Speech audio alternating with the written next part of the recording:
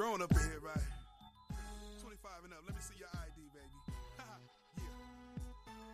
Nobody move till we say so. It's that 3D radio with TJ Digger and Lady Flow. Real talk on 3D radio. Dress for success, so it's never fail. Grow delivery, so call it Gmail. Stay logged on till it's time to bail. Adults only, so now it's set sail. Don't act like you ain't heard what I said. Go on, little mama, put the kids to bed. Live on the net, you know it don't stop. Time to get loose like you do the wild. Need some advice, you know who we be. Relationship University. So like Marvin on the Mercy. All right, Dr. Thomas, how you doing? I am well, TJ. How are you? Good, good. I have a question for you. Okay. All right. In your opinion, what's the difference between disagree and disagreeable? Disagree and disagreeable. Well, we can disagree, and I think that means that we don't see things eye to eye. We don't see things the same way. Disagreeable can be something that is basically our opinion on a subject matter. Subject matter can be disagreeable, but when we get to just disagreeing, that can be just our personal opinions about various things. I was listening to an interview that Tavis Smiley did, and they were questioning him about the fact that during the Obama administration, he was one of Obama's biggest critics, and then he made the statement about, well, you know, as Black folks, we got to learn that this is what he said. We have to learn that we can disagree without being disagreeable. And I found that statement to be profound. What I took from that was disagreeing, meaning we just have different points of view.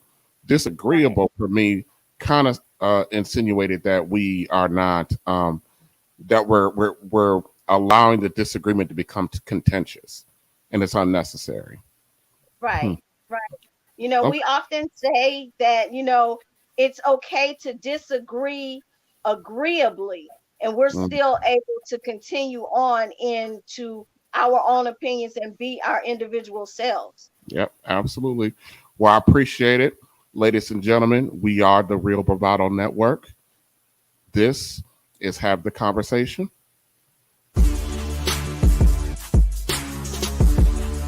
Let's have a conversation. Hey, yo, let's chop it up, man. Hey, yo, let's have a conversation. Hey, yo, may I interject? It's about time for communal reconnect. Power of the we in some type of context. Working on the us so we can hit up what's next. It's that grown brother, grown sister type of flex. More like soul check, not just collecting checks. Fact, not feelings is what we got on deck. Take the high road, so this here is high tech.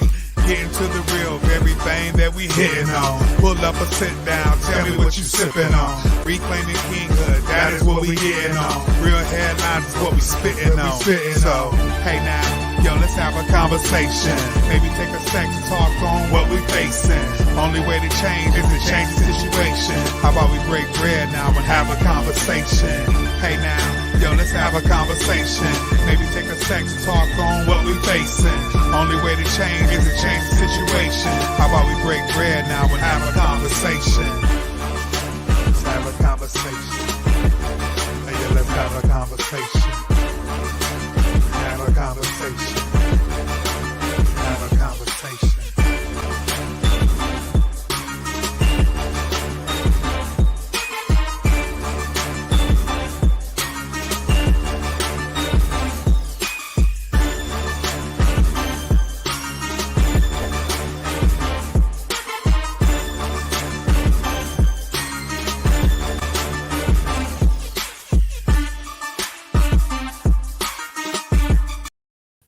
All right, y'all, strap in. We're about to get to work, okay? But before we get started, do me a huge favor. Go to Real Bravado Network on YouTube. Type in Real Bravado Network. Hit subscribe. Hit the like button. Hit the bell for the notifications. That is the best way that you can show your support for the platform and what we're trying to do over here, okay? All right. Also, if you want to participate, hold on a second. If you are watching live, you want to participate, you want to come up on the panel, what you have to do is on YouTube, Go into the comment section and hold on a second. Let me see. And there's a link that I just posted that you can click the link and come onto the panel, or come onto the show and have the conversation with us. Okay. All right. So let's get down to business real quick. Let me introduce myself. My name is Tavares J. Moore, and we talk about Black people issues from an image perspective. In the last 3 months, we've been dealing with her image. And I think we've been doing a good job of that. And we're going to be transitioning very in the next 3 weeks into dealing with his image, our Black man's image, and the issues that impact our Black men. But more about me. I'm an average middle class Black man who has a vested interest in the outcomes between Black men and Black women. I also have a vested interest in our national collective image because I'm impacted by our national collective image. And what I mean by that is I'm impacted by what other Black people do. It's not fair.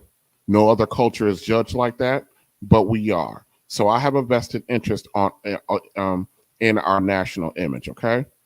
Now, the way in which we engage with each other on this stream also contributes to our image. We as Black people have become comfortable with being very informal with each other, which can lower the ability to maintain respect and decorum. While over here, we try to have pressure-tested conversations. As the facilitator, I try to hold everyone to the same level of standard of respect and decorum. We could have these conversations, even if we disagree on them, without it becoming disrespectful or lack decorum. We're going to attempt to do all this because here at the Real Bravado Network, we are invested in her image, his image, and our image. And like I said, we are here to be bold and not silent. Let me recap what I mean by image.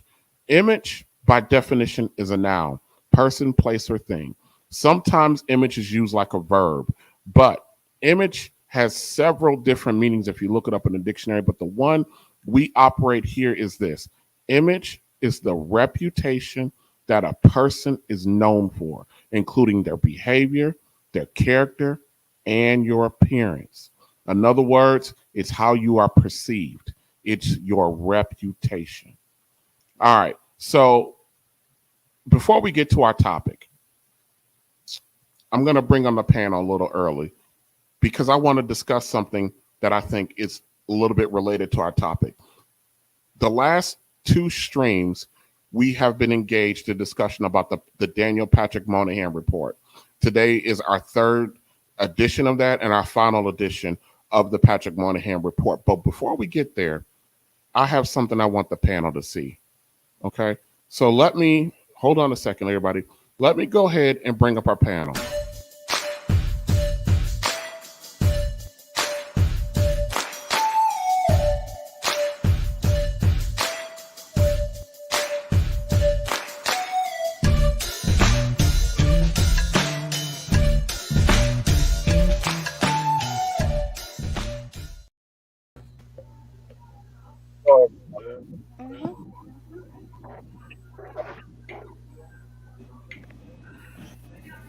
Can everybody hear me? Yes. Yes, no. Yes, I hear Verbal, you. okay. Verbal confirmation. Listen, before we get into the 3rd portion of the Patrick Moynihan report, I want you guys, I'm going to play a clip from a lady. She has a YouTube channel called The Crimson Cure. Her name is Kendra. And she's discussing something very specific that's going to be related to this section of the Patrick Moynihan report. So I'm going to play it for you guys. I got it in 2 sections. So I'm going to play the first section, which includes a video clip of a lady, and then I'll play her reaction to it, okay? And then we're going to talk about that for a second. So bear with me for a second. All right, guys. All right, everybody. I'm going to go ahead and bring up the Crimson Cure. Let's see. Here we go. It's Kendra.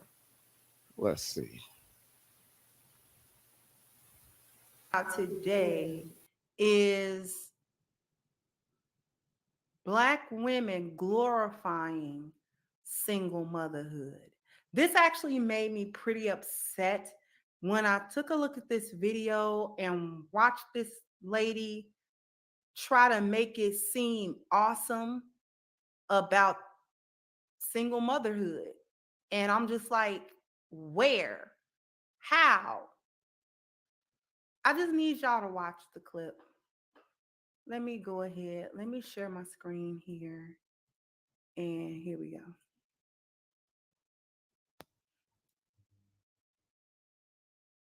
Studied exactly this in my undergrad. I wanted to know before I left my marriage whether or not single motherhood was going to be to my detriment and my kids' detriment. And what they found was that it was all money. If women found a way to be financially independent, then the kids didn't have an issue. They fared better. They were in a loving, stable home. Everything was okay. And the father could still be present, still have visitation. Or if they were already not involved, that just continued. Why do you think we see so many celebrity single moms where their kids are raised just fine and everybody is just happy? It comes down to the money. Think about it, ladies.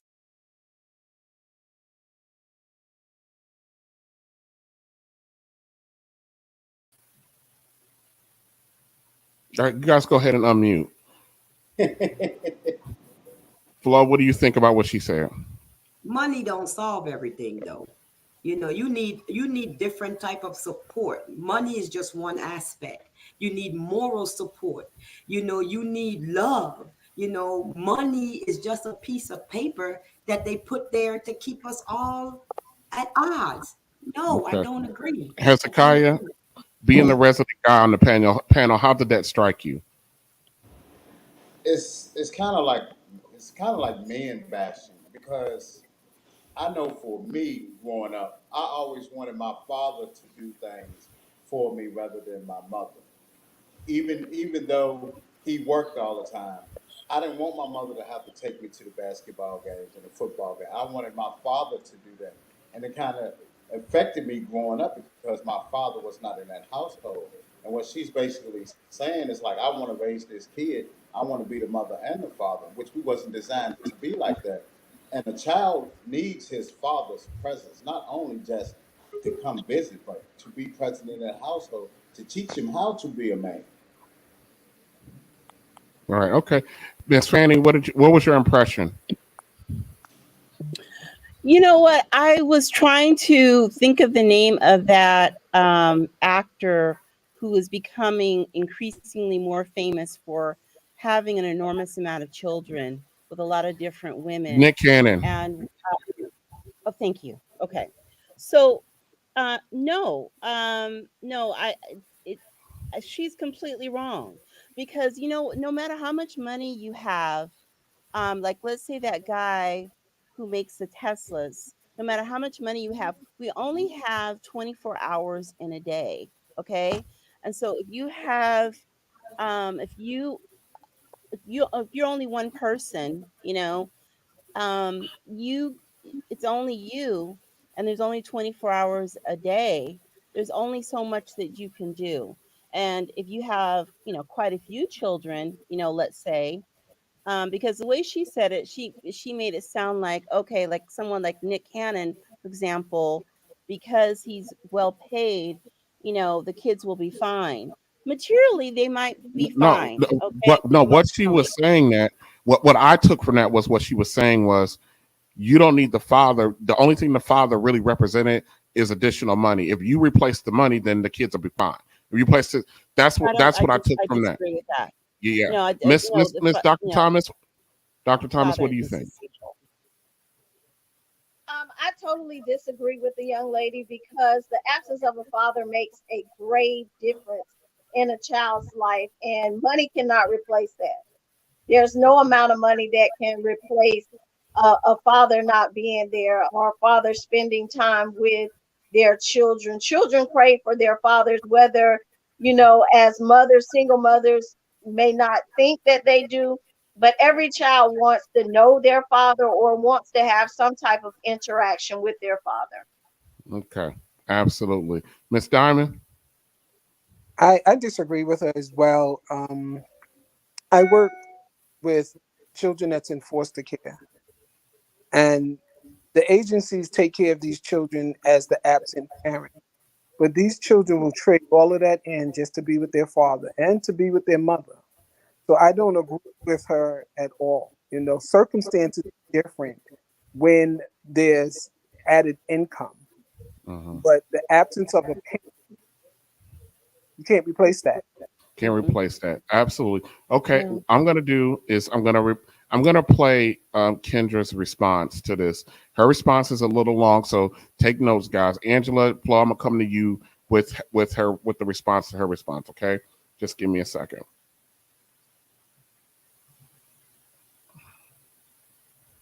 That talking about, oh yeah, my life is easier. That's because there's no order in it. Of course, you breathe easier when there's no structure. When you are allowed to just simply go into chaos and nobody there to check you, of course your anxiety gonna go down because you don't have a standard that you gotta live up to. You don't have any expectations that you gotta live up to. There's nothing because there's no man around making you better, okay? Making you go forward, making you expand, making you strive towards excellence. You just get to mire in mediocrity as long as you want.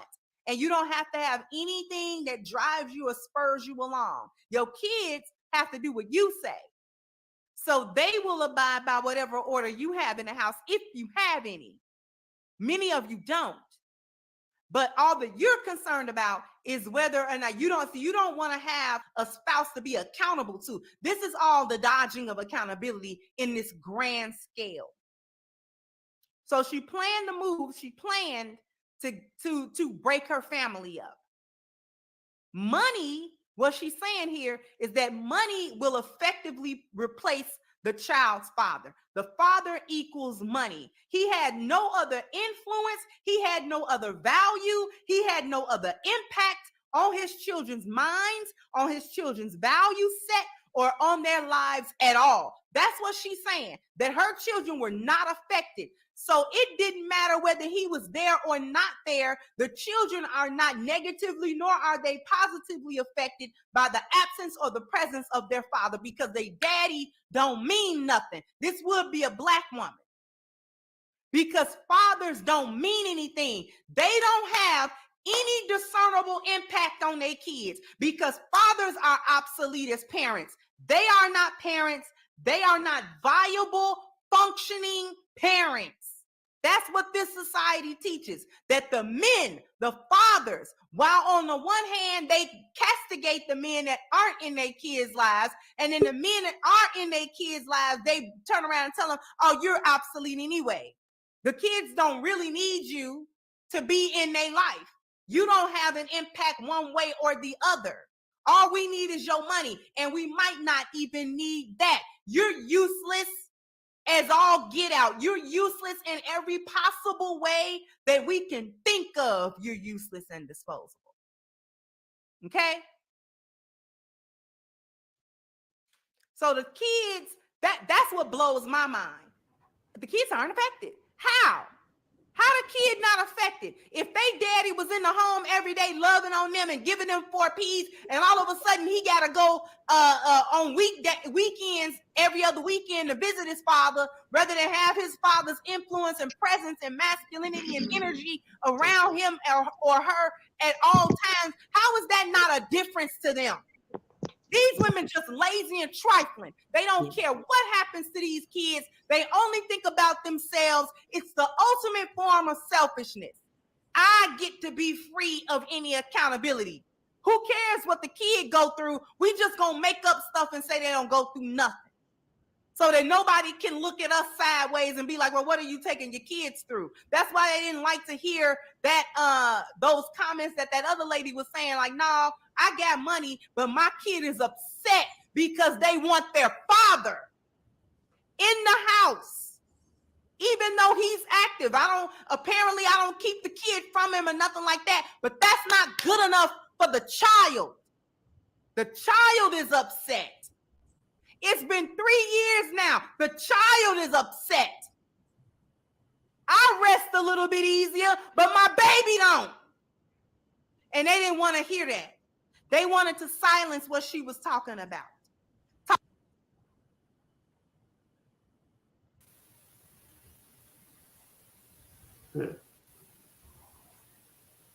She's very passionate about this, and she have every right to be.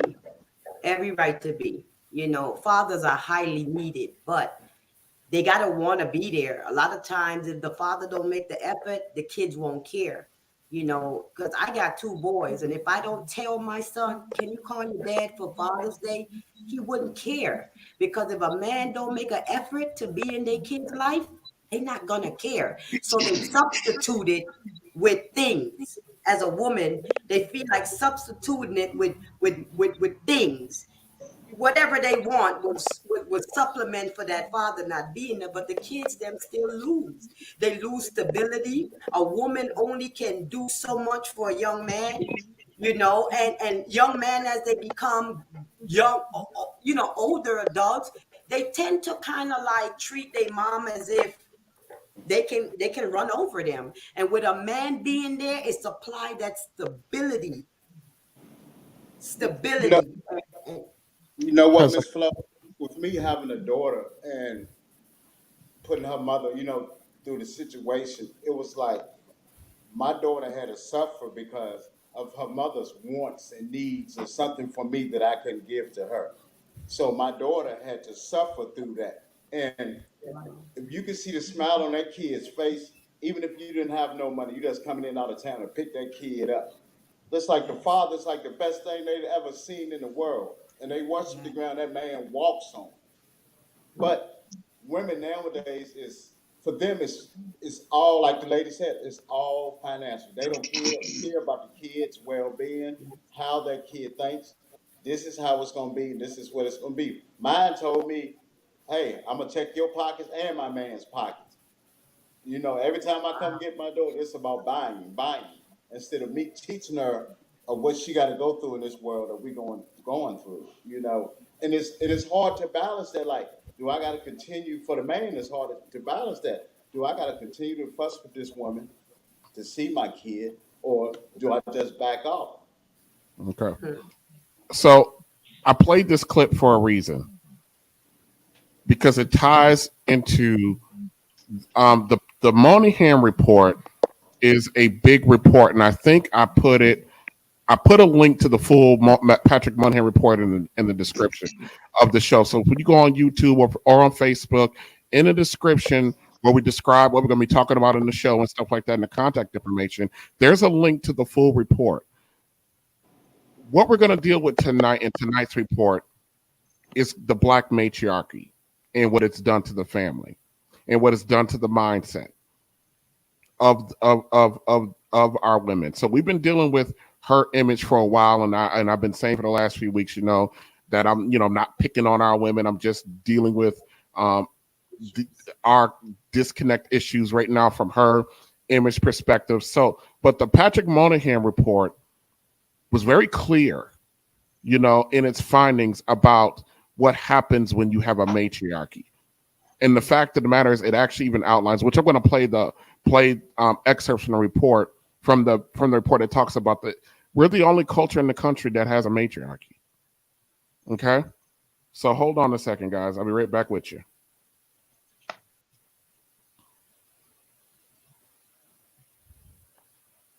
Yeah, Fanny, I'm gonna keep you up on the screen with me. Okay. Okay. All right. And you can interject whatever you want to, Fanny, but I'm gonna just get into this this last part of the Patrick MOYNIHAN report. So back in 1965, I stated the last 2 times we did this. Back in 1965, we were warned. In 1965, a fellow named Daniel Patrick MOYNIHAN, which was an American politician and a sociologist, member of the Democratic Party, and one of these days we're actually going to talk about the history of the Democrat and Republican Party because it's ridiculous. He represented New York, the state of New York, and he served in the Nixon administration as well. But back in 1965, he released a report called The Negro Family, The Case for National Action. Mm-hmm. And I want to stress that this report I really want to stress over and over and over again. This report was released in 1965. They were sounding the alarm about Black culture in 1965. Right. Yes. When 30% of our children We're were born out of wedlock. We're just only right. 30%, and we're at 80% now. Yes. But this Yes, report exactly. reads like this report was released last week, but it's not. Okay, so we're going to take a look at this report. We're going to finish up looking at this report, not the whole report, but this portion of the report, because everyone knows that we can't go through the entire report because it'll bore everybody half to death. But it's a very interesting read, and I want to say, and I said it on the last stream, guys, you need to understand something. White America does a lot of research on us. They do a lot of research, and I've stated they know more about us than we do. And this report proves that, okay? All right, so let's get down to it. So this third part 3 of the Patrick Moynihan report is going to deal with the matriarchy. So let me ask a question, and it's kind of rhetorical, Fanny. What is a matriarchy? It's a rhetorical question. What is a matriarchy? Okay. Well, the definition is, I have the definition. It's a social system in which women hold the primary power and the primary positions of authority in the culture. Right. In a broader sense, right. It also extends to the moral authority, the social privileges, social control, and even political control. And financial. Yep. So, yeah. Absolutely. And although we still have some matriarchies all over the world, in America, you're right. It's only African Americans. This is yeah. So for decades. Oh, let me see. Hold on a second. This thing is moving. Okay.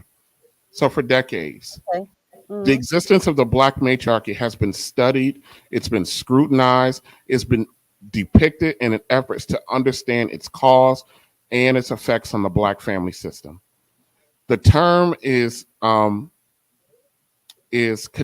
because while some schools of thought determine that there is no such thing as a Black matriarchy, others who believe that there is, the cause for this issue is that it's the cause of the issues in the Black community, and that's what the Moynihan report actually deals with.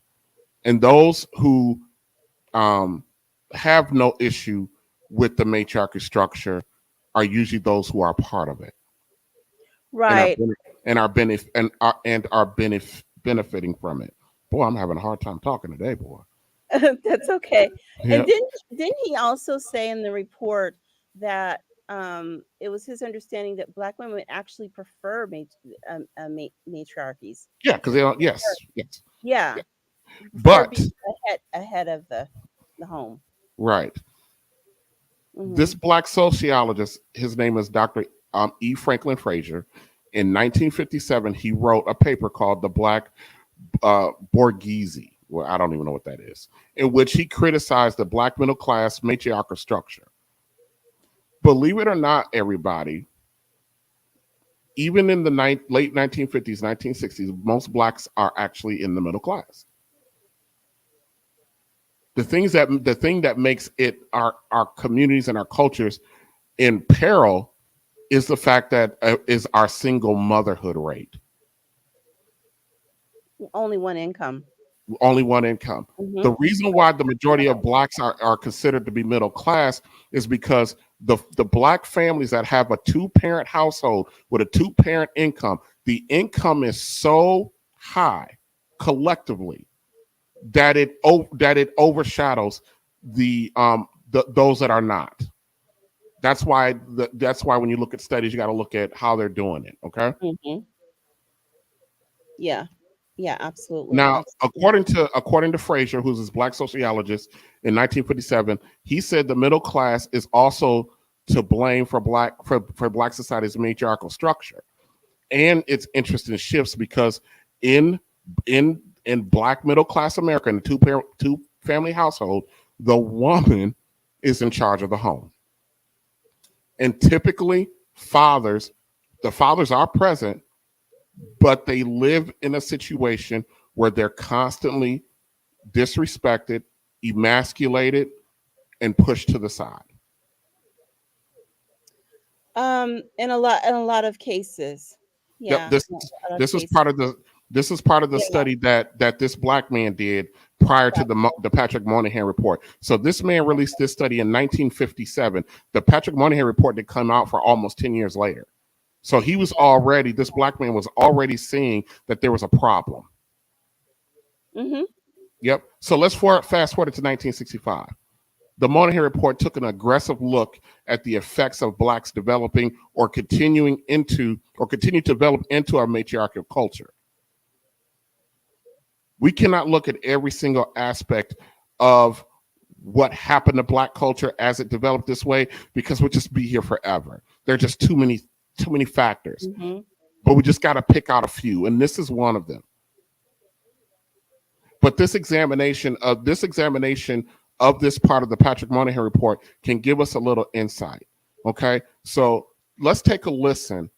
I was normally going to read it, but I actually got somebody else who got a better voice to read it. So we're going to take a listen, a listen at some of the pieces of the report that deals with the black matriarch. Okay. Mm-hmm. All right. The Negro community has been forced into a matriarchal structure, which, because it is so out of line with the rest of the American society, seriously retards the progress of the group as a whole and imposes a crushing burden on the Negro male, and in consequence, on a great many Negro women as well. There is presumably no special reason why a society in which males are dominant in family relationships is to be preferred to a matriarchal arrangement. I want to play the first few seconds of that again, okay? So everybody can understand, because the first few seconds of that piece of the report, I think, is very profound, okay? So I'm gonna play the first few seconds of it again.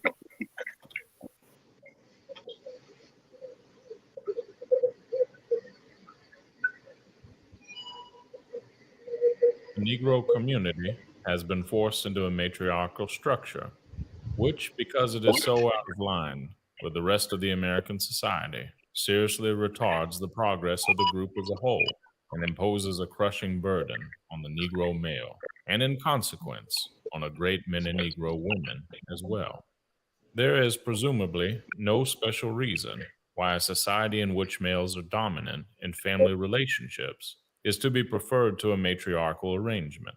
However, it is clearly a disadvantage for a minority group to be operating on one principle, while the great majority of the population, and the one with the most advantages to begin with, is operating on another. This is the present situation of the Negro. Ours is a society which presumes male leadership in private and public affairs. The arrangements of society facilitate such leadership and reward it. A subculture such as that of the Negro American, in which this is not the pattern, is placed at a distinct disadvantage. Here, an earlier word of caution should be repeated. There is much evidence that a considerable number of Negro families have managed to break out of the tangle of pathology and to establish themselves as stable, effective units, living according to patterns of American society in general.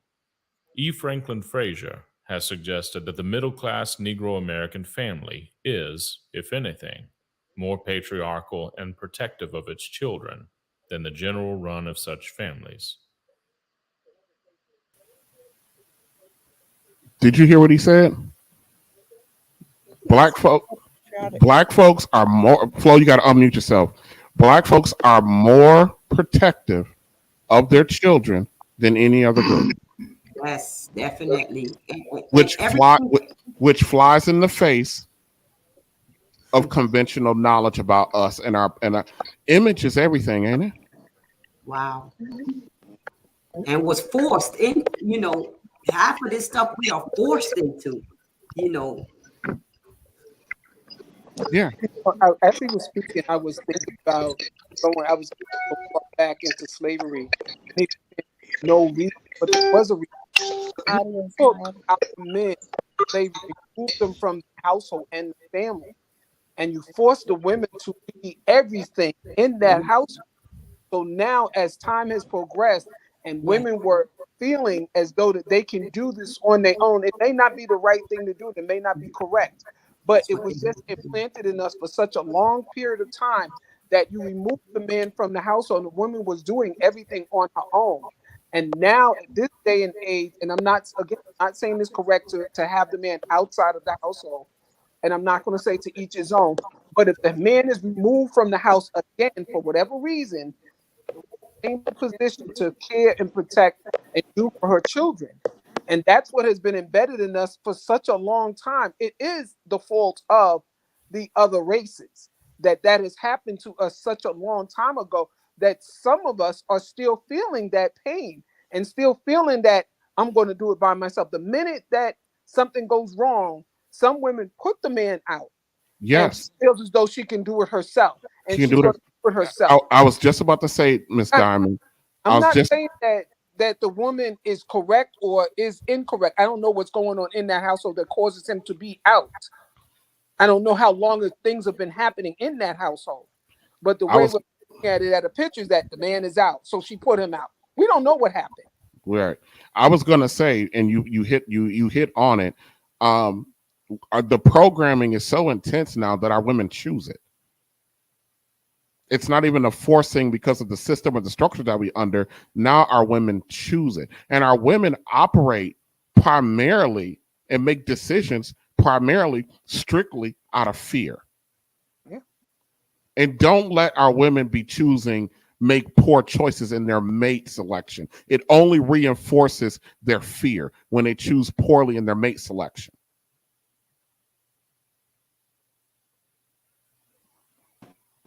You got something to say, Hezekiah?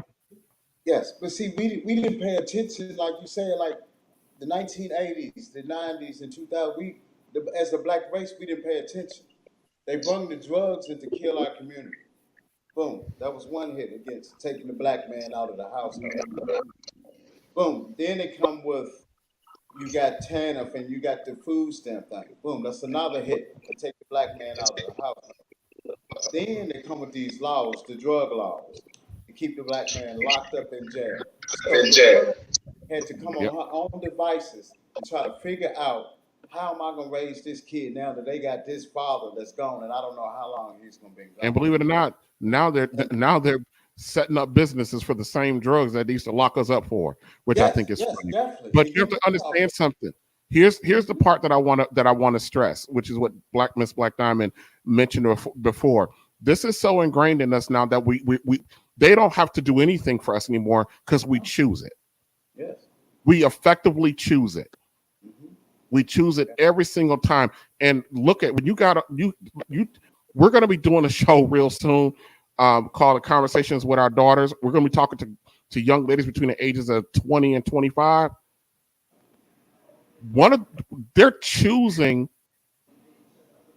They're purposefully choosing unfit men to have their babies so they don't have to deal with them.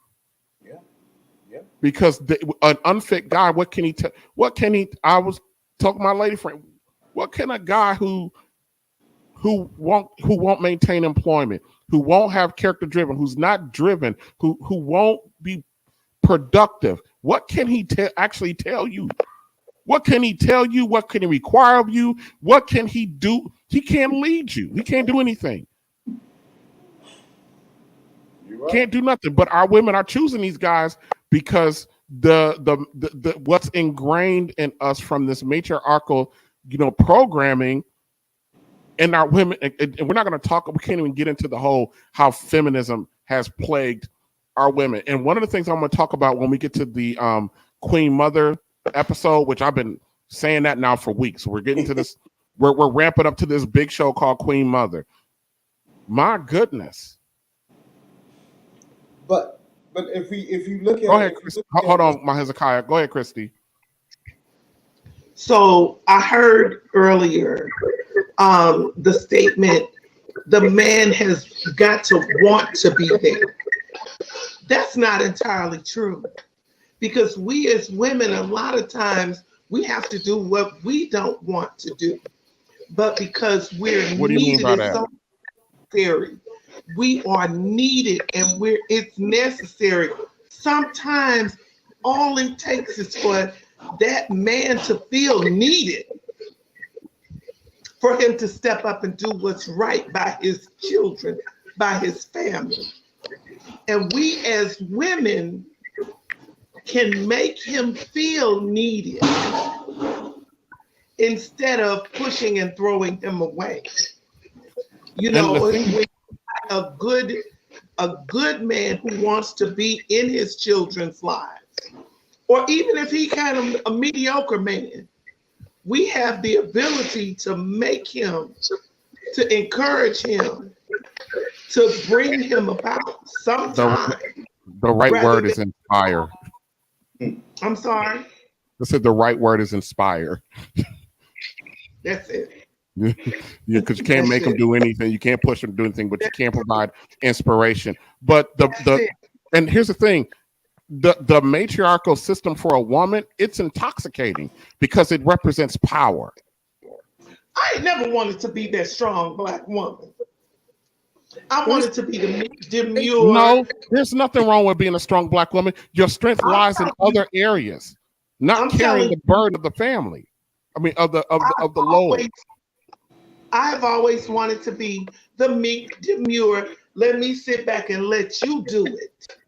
But because the hand that I was dealt. Oh, I hate that, boy. I hate that terminology. I will let you. Look. No, not let you. I'll just sit back. You do go. True leadership is not allowed, it's not let, it's what is. But it's not our job to raise. Nobody can raise a man if the morals and the foundation and whatnot is not there. Then it's not for us to have to start all over from the beginning. Because as a woman with somewhere, I'm not going to speak for every woman, but if her foundation is not there, then that's going to be a problem when she goes into other relationships. And as far as her being in a relationship with a man, it's not her job to raise him. Amen. Well, because he already got, hopefully he got a mama, you know. But the thing is, though, because of our matriarchal society, our women, if you listen to them talk, they talk about their men as if they're just another children that they get to lay up in the bed with. Yeah. And they treat them like that. And a lot of times, because they've selected they selected the wrong appropriate man. I had this conversation a couple days ago with somebody about the fact of the matter is that 54% of Black men are actually productive. The thing is, our women choose the less productive versions of our men for multiple reasons. And if these women feel as though that they're treating these guys like a man, like a child, then they should be ashamed of themselves to lay in a bed with a child. Well, Miss Diamond, but here's the thing. That power and that control is something else. And I put partial to blame on these guys because I've been having this conversation over and over again because I'm in these YouTube streets watching all of these videos of these men living with these women that have moved in with these women. And when they get upset or they don't like something, they're putting them out. That is not the natural order of things. You as a man, I don't care if you're Miss Diamond, if I marry one of these ladies on here and y'all own a house, your house, if we got married, your house will get sold. You are moving into my home. That is the natural order of things. I don't want to hear nothing about we can buy a house together. No, you're moving in my house because I'm supposed to provide that for you. And then try to put me out of my house and see what happens. To marry a man, I know that I have my own, and I'm gonna speak for me. I'm going to have my own. I'm going to still have my own house. So if you want to move into your house, we can move in there, but I'm going to still have my house. I'm not going to give it up for anything or anybody on what I've been through to get it. Miss Diamond, we selling your house and we putting that in the retirement fund. Selling my house. We selling your house, Miss Diamond. We putting it in the retirement fund. We don't need two houses. You want to buy me a house? We could. Now we may rent that house, but we can live in that house that you're gonna buy. You know what, Miss Diamond? You know what though? Like Mr. Moore was saying, like us men, we get with these women and they're like mother figures. Like I've been with women that's like mother figures. Like everyone I pick is like a mother figure. Is it because I'm needy? Or is it because that's like the type of woman that I'm attracted to. And when it comes No, down to it, it's and how I'm they're sitting there designed. and I'm like, I feel like I'm one of the kids. You know what I mean? Like, No, do Mr. this Morris, and do it's how they're that. designed. You have to Yeah. understand something. When you got it, you can take it from you can take it away from the man woman thing. When you have a person that is accustomed to managing and maintaining every portion of that home, it is hard for that person to come in and relinquish that to somebody else. You know what I mean? So it's not like that they, looking at you as some kind of needy this or that and the third. They're doing it out of habit. But the problem is, which when we get to the men's side of things, I don't care what you were designed. You will get reprogrammed, because this is not what we're doing. When I say reprogram, meaning I'm not trying to change you, but you have to, but understand something. As and a lot of ladies are not going to like this, you are supposed to get customized to that man. True. You're supposed to get customized to him. He's supposed to provide a situation where you're safe, feel comfortable, even in hard times. And I tell ladies nowadays, you know, if you can't give up the submission to somebody, then why are you dealing with them? They don't want to. If you can't give up, if you can't submit to leadership, why are you dealing with him? If you can't trust for him to be able to dig you out of a hole when the hole comes, why are you with him? Well, who's to say she's in a hole? I'm just saying, when I say hole, I'm talking about when trouble comes. Every relationship, every marriage, everybody that's on this panel at some point in their life has been in trouble. And if you with a husband, you supposed to be able to, he's supposed to be able to come up to you, or you guys collectively find a plan, work the plan, and you're supposed to trust that he knows what he's doing. If you don't trust that in him, why are you with him? That's right. He's not fit. That's right. Why are we having children by men who are not fit? And we're finding out later, and the big problem is now, especially with Generation X and Generation Y, our Generation X and Generation Y women, they're rounding 40 now, or mid-40s. Yeah. And they're sitting around looking around like, oh my God, what did I do? And they're looking for their Generation X, Generation Y male counterparts that are still out here searching for them to come in and fix that. Yeah. But fix it, and they want them, and then still making demands of them that they haven't made for anybody else. But anyways, I don't want to get off track, because we definitely got to get going. I want to get a little bit more into the reading of the report, then we'll wrap it up, okay? Given equal opportunities, the children of these families will perform as well or better than their white peers. They need no help from anyone and ask none. While this phenomenon is not easily measured, one index is that middle-class Negroes have even fewer children than middle-class whites, indicating a desire to conserve the advances they have made and to ensure that their children do as well or better. Negro women who marry early to uneducated laborers have more children than white women in the same situation. Negro women who marry at the common age for the middle class to educated men doing technical or professional work have only 4/5 as many children as their white counterparts. It might be estimated that as much as half of the Negro community falls into the middle class. However, the remaining half is in desperate and deteriorating circumstances. Moreover, because of housing segregation, it is immensely difficult for the stable half to escape from the cultural influences of the unstable one. Fanny, did you hear that? Did you hear that last part? Yes. What do you think? Yeah, I think that is just amazing. That a lot of us are, like you saying, middle class, and I had a train of thought and I just lost it. I had to lean down to pet my dog. I am so sorry. That's okay. Somebody else go. My dog got my attention. What do you think about that, Miss Thomas? He talks about, you know, half of blacks are in the middle class. This is 1965, but the other half isn't, and their situations are so desperate that it overshadows the ones that are in the middle class. kind of agree with that, because when you think about the ones that are in the middle class that are doing well, and then you think about the ones that are not. I heard him mention about the number of children that those individuals have. They tend to have more children, and a lot of times when we look at No, that and you they think said about it, he said women who marry uneducated men have more children. The black right? women who marry educated men or themselves are educated have less children. And he said the reason being is because they want to make sure that they have enough to preserve what they've built and pass on. I find that interesting too. So the less That's educated very you are, interesting. the less educated you are, the more children you have. That's interesting.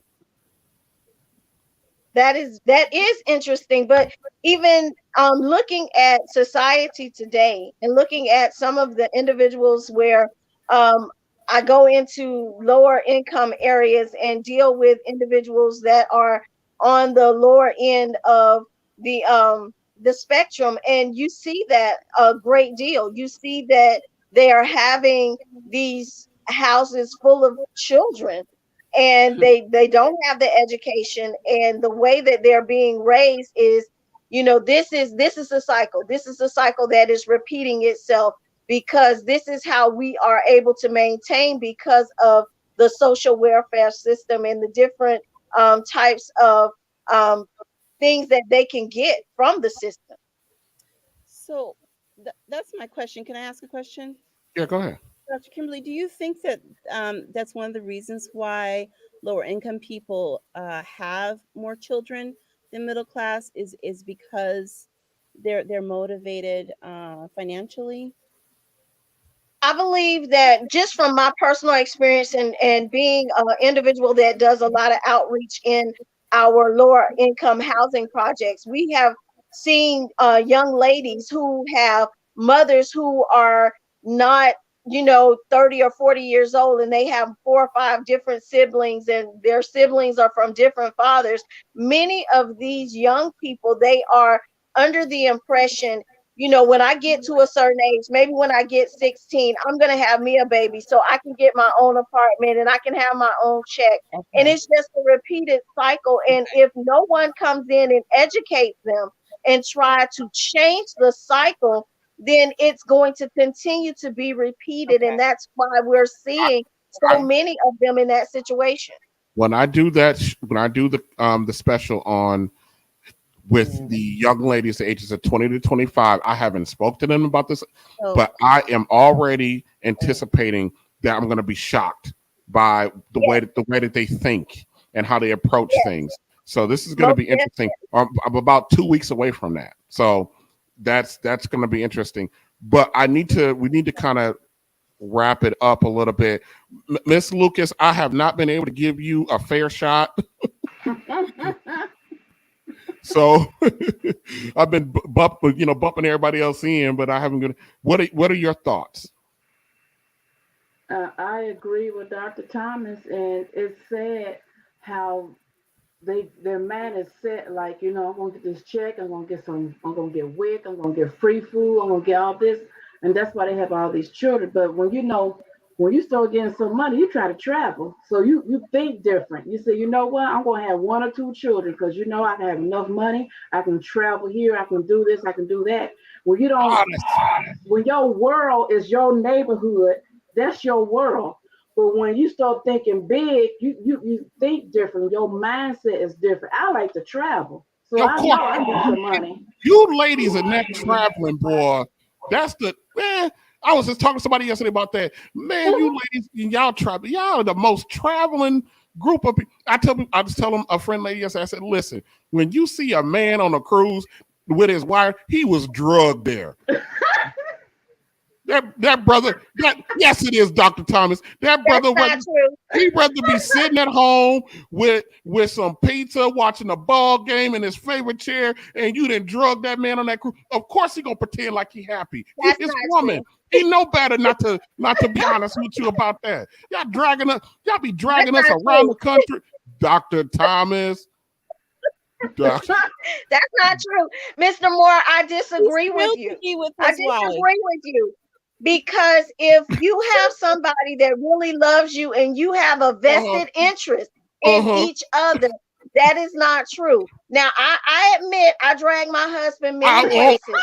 I do. He is the security for all of my women's events and all of that. But there are times when he desires to go, and I don't have to drag him. This is just something that we want to do together.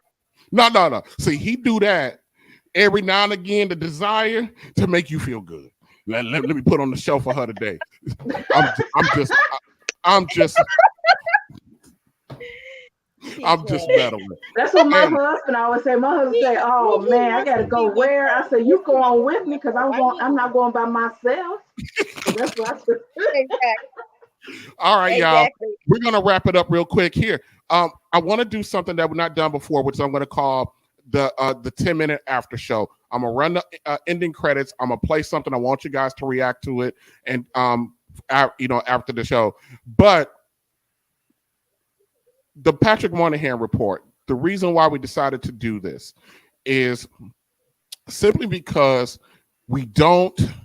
A lot of the things that are going on with us today, we think that they are new. They're not. The things that we are going through, the things that we are seeing, the outcomes of this stuff was predicted. We were warned about it. And believe it or not, there was a cover up to conceal it. And our own so-called leaders, one of these days, when we get to the our image perspective, we're going to actually take something very controversial. We're going to talk about the fact that Martin Luther King was a very, very, very young man. Although he was a very educated man, very learned man, this was, all intents and purposes, was a very young man with not a lot of world experience that was leading us and making decisions for us, not knocking it, because, during that time, something had to happen. We're going to take a look at some of those things and the impacts of those decisions. Towards the end of his life, the reason why Martin Luther King, a lot of people think Martin Luther King was assassinated because he was out there marching for equal rights. It wasn't until Martin Luther King turned his attention to economic rights. We went to Memphis, Tennessee to get involved in the sanitation strikers and fair pay for sanitation workers. When he started changing his focus to blacks having economics, self-sufficiency, that's when the problem came. All right. Whew. We'll be right back.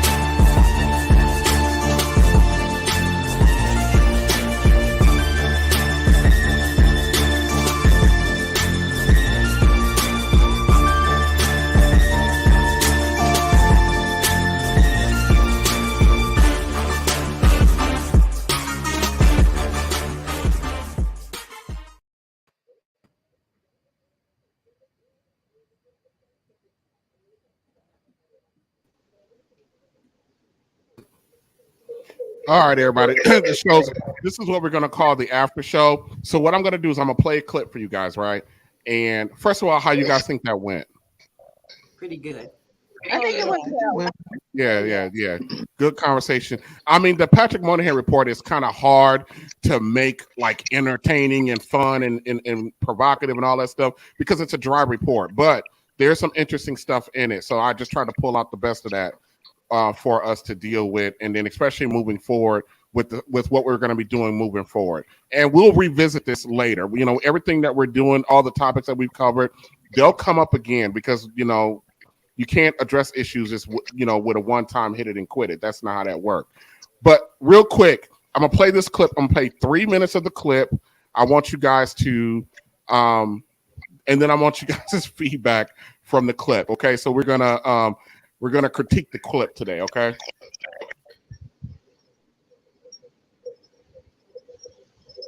All right, what's up, y'all? This is Mr. Let Go, and I have a video that is going viral right now on social media, and we really need to discuss this for a lot of different reasons. Look, check this out. Black women are tired. They're tired of being independent. They're tired of being looked at as the strongest. They're tired of having to take care of the kids by themselves. They're tired of bearing all the weight. Don't believe the hype that you see on all of these social media networks. Black women are tired. And the reason why I know this because I talk and have conversations with a lot of black women. And what a black woman really wants, she want to be able to go to the soccer games. She want to not have to be the sole leader, sole provider of her family. She want to support the man who God gave her to be with. She want to be a help leader. She's been placed in this position where she's had to lead. She's had to step up to the plate and become something that she really didn't want to be in the first place. She want to support her man. She want to nurture her kids. She want to nurture her husband while pursuing things that she's passionate about. That's it. It's that simple. The thing is, she just can't find a suitable leader that she trusts to come in and relieve her of these responsibilities so that she can finally get some rest, because that's what she wants. Rest. Okay, y'all. Y'all heard what he said, right? Uh-huh. I'm pausing before the bald-headed brother name is Mr. He calls himself Mr. Let Go. I don't know where that come from, but I like him. He's a little out there, but I like him. So you heard what this man said, right? Do you guys, in general, do you agree or disagree? I agree. 100% agree. Of course y'all do. I agree. No, Of course y'all do. one of the reasons. Can I just say one thing? Yes. One of the reasons why I decided to not get married was when I had the opportunity to, is because I knew that I would not be able to rest with the people who had the guys who would ask me to marry them. When he said she's looking for a suitable leader, I completely, most single women Black women relate to that. Okay. Let's see what Mr. Rest, you can have a break. You know? Okay. And she wants to be that helper. Real quick, Christy, 15 seconds. Hold on. I like Francine, a few years back, I was about to get married. And I looked at, he asked me to marry, and I looked at this man, and I said, if I hand him the steering wheel, can he drive? Can he drive this family forward? And to me, nothing. I got my own doggone steering wheel. It's a metaphor. I didn't trust that he would really move our family forward. So I had to step back away, and I want to be able to relinquish all of the, check the doors. You check the doors at night. Okay. Let me be soft and meek and demure and say, did you hear that? Uh-huh. Let's hear what Mr. Lego said, okay? So, is this the case? Absolutely not. Let's break down these different nuances of what he said. She can't find a suitable leader that she can trust, right? If this is actually indeed the case, why do the majority of Black women have children, multiple children? Because if you can't find a suitable leader that you can trust, why do you have children? A lot of you ladies have kids. So if you can't find a suitable leader and you're tired, going by everything that he said, wouldn't that make it where you don't have any kids? Why do so many of y'all have kids if you can't find this, if you can't find that? The reason why is virtually everything he said was wrong. Good boy, bye. Hezekiah? I agree. Good boy, bye. Who said bye? No. Who said boy bye? Uh-huh. Was that you, Flo? Sure was. It was Why- me because when you, why I did you- say that because every I don't know scenario what is woman you've been different. talking to. Hold on, Hezekiah. Hold on. All situations are different. When you, like Okay, I said, Fanny. when you meet a person, they're gonna come one way, and by the time you really get to know that person, they could be a whole nother way. Situation change. They can be in love with you today and go outside and meet another woman that they fall for, and that will change the game real quick. You know how many people, men and women, put another woman ahead of their kids. Men and women do that. So situation can easily change the game. Not because you meet somebody, they're gonna come to you as if like you gonna really see what they're about. No, they come a certain type of way. And by the time you figure them out, babies is involved, and you gotta move on. So But his point is, never mind. Go ahead, Fanny. I don't agree with him. Okay. Yeah, I don't agree with him at all. Yeah, I think that it is okay, and this comes coming from a woman who decided not to have children. But your regular everyday woman, black or white, they have a strong desire, even from the time that they're little kids, to have a child. If they cannot find that suitable, appropriate leader, a lot of times a woman who really wants a baby, she'll decide, you know what, I I don't want to go through this life without that baby. I'm going to go ahead and have this baby, and they'll go ahead and have that kid, and that cycle begins. Okay, that's why we have these children. Okay, I'm not saying it's right. I'm not saying I agree with it. I decided to not go ahead and have a child. I had plenty of opportunities to do that because I felt if I was going to have a child, my child deserved to have a father because I had a father growing up. So I can't give my kid less than what I had. Yeah. Okay. Well, this was fun. Miss Diamond, you got anything to say before we get out of here? Everybody's situation is different. I guess you guys may already know. I have 12. I didn't birth all 12, but I had my 3 children. And when I had my first child, my husband, well, my children's father at the time, had asked me to marry him, and I told him no, because I didn't want him to marry me because I was having his baby. And then he asked me again to marry him again, and I told him no again because I was pregnant again. And that happened 3 times, and he kept asking me, and he could have walked away, but he didn't. The last time after I had my last child, I asked him to marry me, and we did get married, and we lived that life for a while, and we had a lot of ups and downs. He was in and out of the house, because there was things I just wasn't going to put up with.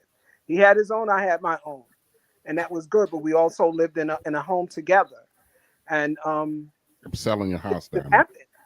Things happen, life happened. He has passed since, but life has happened. So somebody looking at me now will say she has 12 kids and she don't have a man in the house. You don't know my circumstances. You have no idea what I've been through. People may try to set me up, but I'm gonna be honest, I'm standoffish. I'm happy with the way that my life is right now, being single. Most of my children are grown. I have 2 smaller ones here. I'm fine.